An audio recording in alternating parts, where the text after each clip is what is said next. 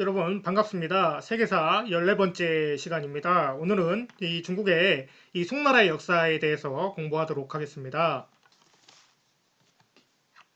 지난 시간에 우리는 당나라의 역사에 대해서 살펴봤는데요. 이 당나라 말기에 이 당나라는 황소의 난이 일어나면서 이 멸망에 이르게 되고요.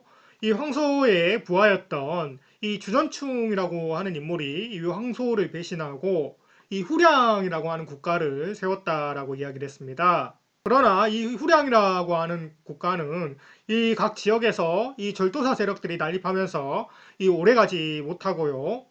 이 화북 지역에서는 이 각계 절도사들이 국가를 세우면서 이 5개의 국가가 왕조 교체를 하게 되고요. 이 강남 지역에서는 10개의 국가가 세워져서 이 분열되게 됩니다. 그래서 이 시기를 이 5대 10국 시기라고 부르는데요. 이 5대 10국을 통일한 것이 바로 이 절도사 출신이었던 이 조광윤이라고 하는 사람입니다. 이 조광윤이라고 하는 사람은 이 무장 출신인데요. 싸움을 굉장히 잘한 것 같습니다. 그래서 여러 싸움을 통해서 이 공을 쌓으면서 이 출세를 했던 것 같고요. 결국에는 이 절도사의 위치까지 올라왔던 것 같습니다. 그리고 이 자신이 모시고 있었던 이 황제를 제거하고 이 쿠데타를 통해서 이 송나라를 건국하게 됩니다. 그러니까 이 조광윤이라고 하는 사람은 이 자신이 모시고 있던 황제의 등 뒤에 이 칼을 꽂고 이 새로운 나라를 건국했다라고 하는 것인데요. 실은 이러한 점이 이 송나라의 초기에 이 정책 방향을 결정하는데 큰 영향을 미칩니다. 그래서 이 태조의 정책을 살펴보면요.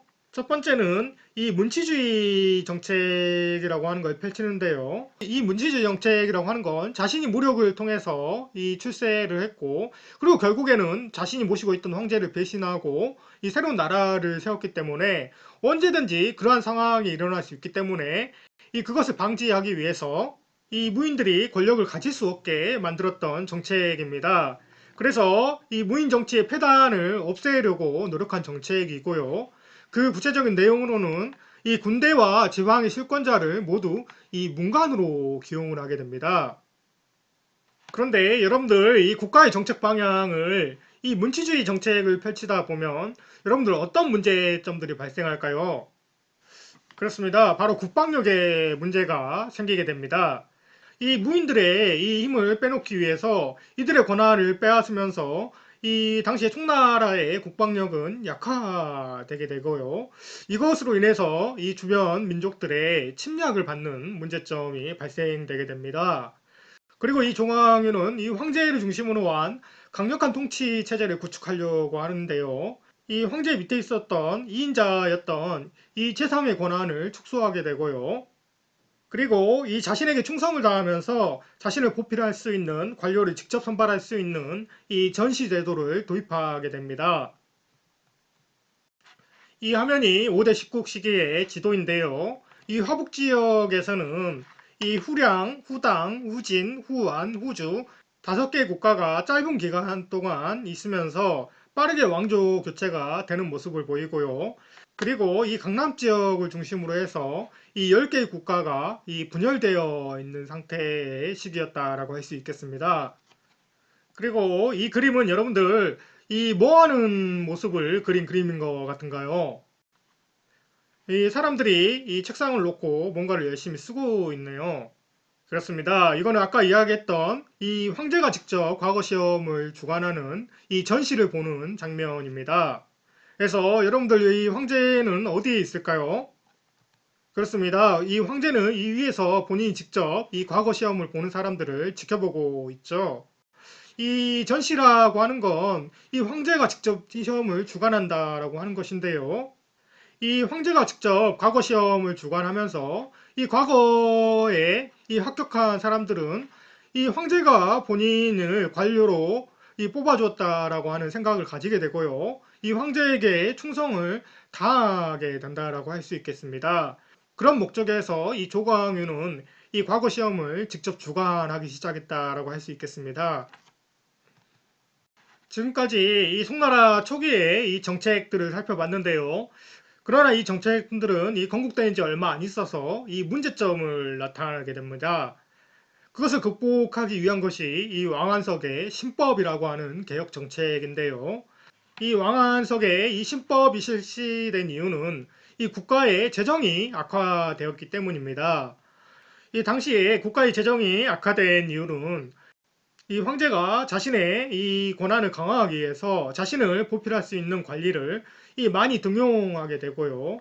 그리고 당시에 송나라 시기에 이 주변 민족들이 성장하면서 이들과 이 전쟁을 하면서 많이 국방비가 지출하게 됐고요. 그리고 송나라가 이들과 전쟁 이후에 이 열세를 모이면서 이들과 평화를 위해서 많은 돈을 지불했기 때문에 이러한 요인들로 인해서 국가 재정이 악화되게 됩니다. 이 화면은 이 당시에 악화되어 가던 이 송나라의 재정의 추이를 나타낸 그래프인데요. 이 첫 번째 왕제인 이 조광윤 시기에 이 정도의 병사 수가 계속 꾸준히 증가하고 있죠. 그러니까 이 주변 민족들이 성장하면서 이 송나라가 병사 수를 꾸준히 늘렸다라고 하는 걸 보여주고 있는 거고요. 이 병사 수를 꾸준히 늘리면서 이 송나라의 재정은 계속 이 떨어지는 모습을 보이는 것이죠. 이러한 상황에서 이 왕안성은 이 국가 재정 수입을 확대하고 이 군사력을 강화하기 위해서 이 왕안석이 택한 방법은 이 지주와 대상인들로부터 이 더욱 많은 세금을 걷게 됩니다. 그래서 이 왕안석의 신법의 결과를 보면요. 일시적으로는 이 재정 개선의 효과를 거뒀지만요. 결국에는 이 지주와 대상인들로 반발로 인해서 실패하게 되고요. 또 이 조정에서는 이 왕안석의 개혁을 반대하는 이 구법당과 왕안석의 개혁을 계속 추진하려고 하는 이 신법당으로 정치 세력들이 나누어지게 되면서 경쟁이 발생하게 되고 이로 인해 국력은 더 약화되었다라고 할 수 있겠습니다. 이러한 왕안석의 개혁이 실패하면서 송나라는 결국 이 멸망에 이르게 되는데요. 그 과정을 살펴보면 이 당시에 송나라는 이 북방에서 성장을 해서 계속 남으로 이 남하하는 이 거란을 물리치기 위해서 또 다른 이민족이었던 이 금나라의 원조국을 요청하게 됩니다. 이 금나라는 이 거란을 물리쳐준 대가로 이 송으로부터 이 막대한 양의 돈을 받기로 했는데요. 실은 이 거란을 물리친 이후에 북송이 그 약속을 지키지 않게 되고요. 이 금나라는 그에 대한 보복으로 이 송의 수도 카이펑을 점령하고요. 이 황제를 생포하게 됩니다. 이 사건을 당시 황제의 연호를 따서 이 정강의 변이라고 하는데요. 이 정강의 변이 일어나자 당시 황제의 동생이 이 남쪽으로 피난을 와서 이 이만에 이 도읍을 하고 이 남송을 세우게 됩니다. 그리고 이 남송과 금은 이 대치 상태를 유지하게 되는데요. 이 남송은 이 금나라를 물리치기 위해서 이 또 이 몽골을 끌어들여서 금나라를 멸망시키게 됩니다. 이것은 이 외교적 실패를 반복한 것이라고 볼 수 있겠는데요. 실은 이 금나라를 멸망시킴으로 인해서 당시에 성장하고 있었던 강력한 몽골과 이 남송 간의 이 완충지대를 없애버렸기 때문입니다. 이로써 이 남성은 이 금이라고 하는 완충지대를 잃게 되고요. 이 몽골과 직접 맞닥뜨리게 되면서 이 몽골의 침략으로 멸망에 이르게 된다라고 할 수 있겠습니다. 이 화면은 이 남송의 성립과 관련된 지도인데요. 이 금나라가 이 원래 이 송나라의 수도인 이 카이펑을 이 점령하면서 이 송나라 황제의 동생이 남쪽으로 피난을 하게 되고요. 이 이만을 이 수도로 해서 다시 이 남송을 재건했다라고 할 수 있겠습니다. 그리고 이 남송은 이 금나라를 공격하기 위해서 이 북방에 있었던 이 몽골을 끌어들이게 되고요. 결국에는 이 나중에는 이 몽골이 이 남송까지 멸망시키는 그런 결과를 초래했다라고 할 수 있겠습니다.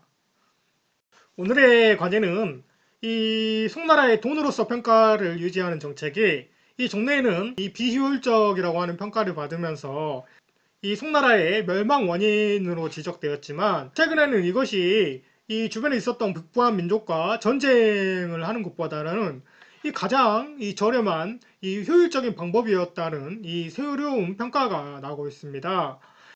자신은 이에 대해서 어떻게 생각을 하는지 자신의 생각을 한번 써보시기 바랍니다. 그럼 오늘 수업은 여기서 마치도록 하겠습니다.